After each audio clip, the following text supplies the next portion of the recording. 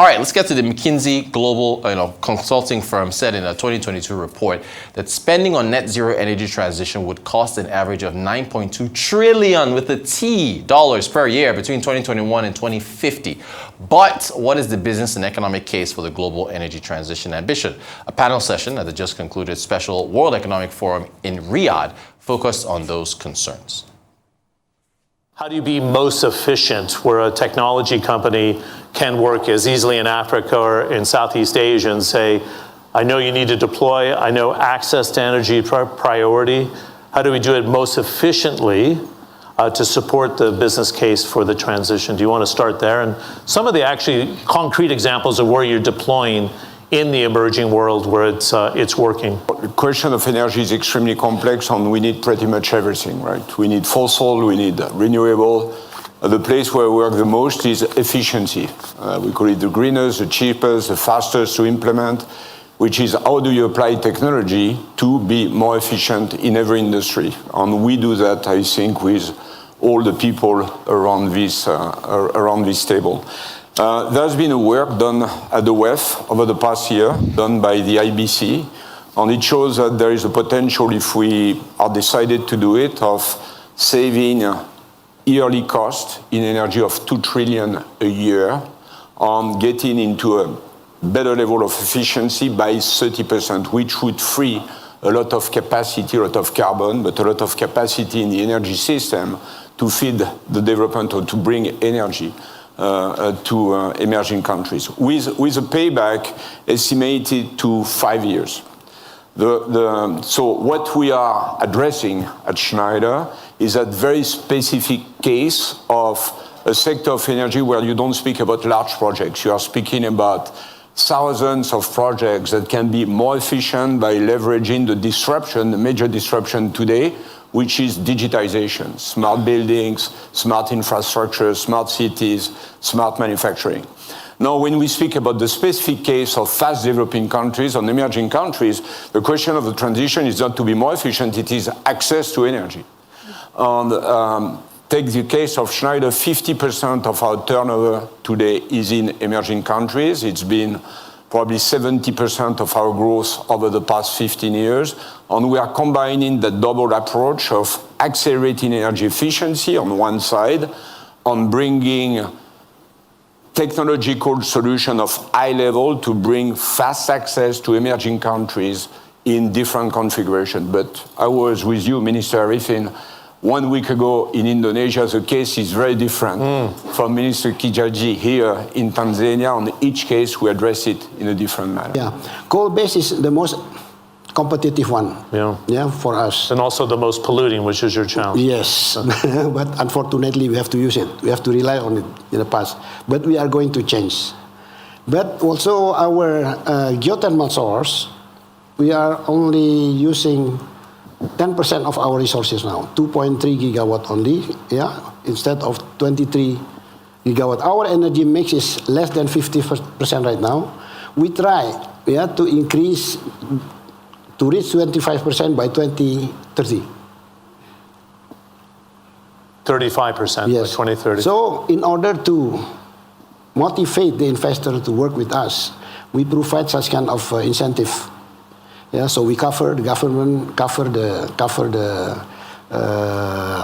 drilling risk to be shared with the investor, and then also currently we do the early retirement of our coal-fired power plant. Wow. Working together with ADB. We also engage with the G7 with the JETP program. Just Energy Transition Partnership. Great.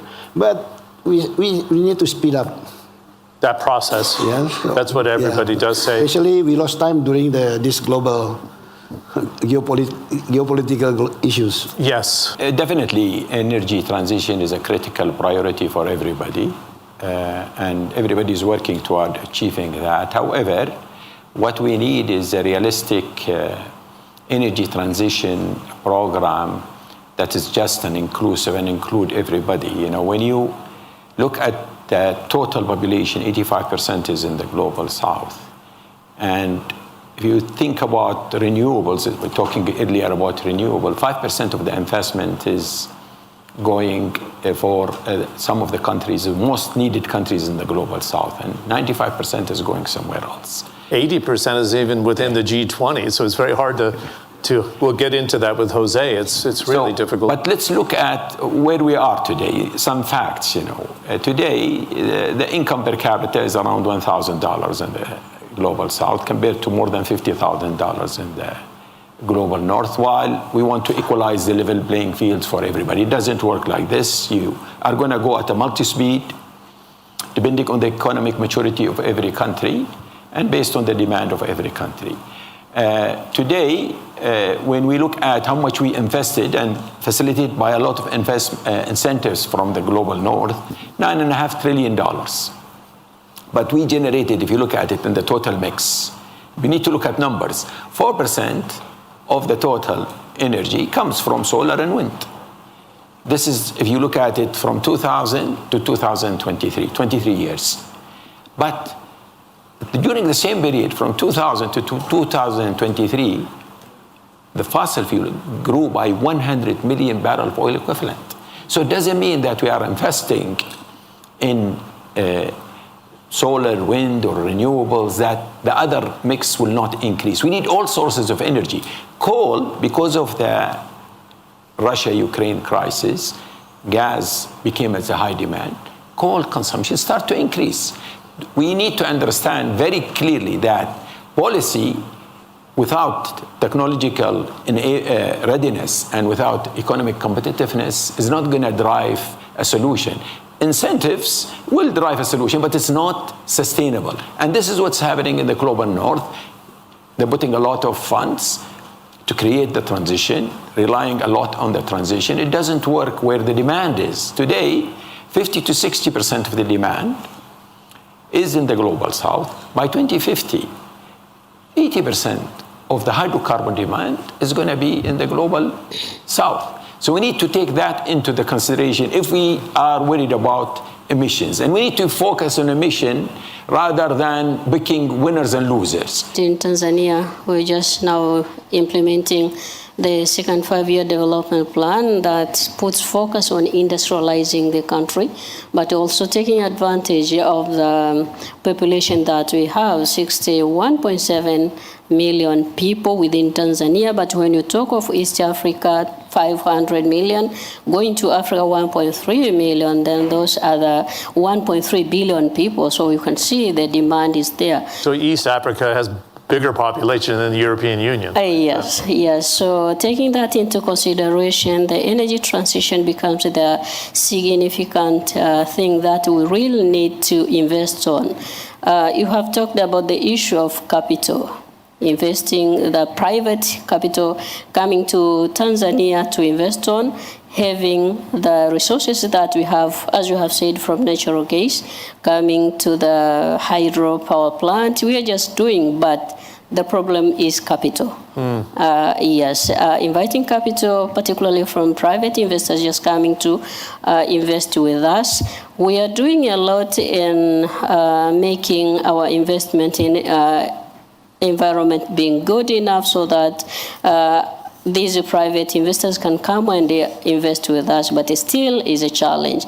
You have talked about the consortium dealing with natural gas in the southern part of Tanzania. Yes, we started it at least almost 8 years now, but we are yet to make it happen.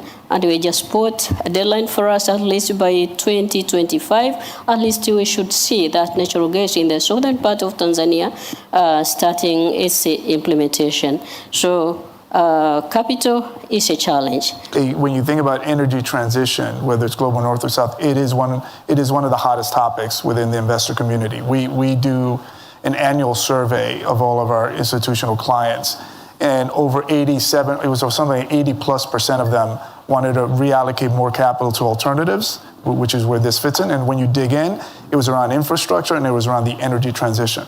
So the demand for capital to go out there, we all know all the 2050 targets, 2060 carbon zero. So there is tremendous demand to get there. And to go back, His Excellency made this comment earlier, but I will tell you, even for us, the overwhelming lion's share of that almost 30 billion is invested in places like the UK, Germany, the US, and Italy. And why? Because we can deploy capital there quickly. And it's available to us. And by the way, at a higher return than our core energy investments, where it might be 4%, for the same level of risk, same off-takers, same ratings, I may get 8, 9, 10, 11%, largely because there's less operators, there's less access. So we like that efficiency to get that excess return. But what we all know is the broader need around the energy transition, what's happening with climate change, the broader need of where the demands are going to come from is from the global south. So I'm not alone in this. A lot of us are interested in saying, how do we tap into that? We've had conversations with Africa and other emerging markets where for us the issue is not understanding the risks. A lot of times I'll get people coming over, hey, we can help you understand the risks. No, that's what we do for a living. We know what the risks are. We're comfortable with them.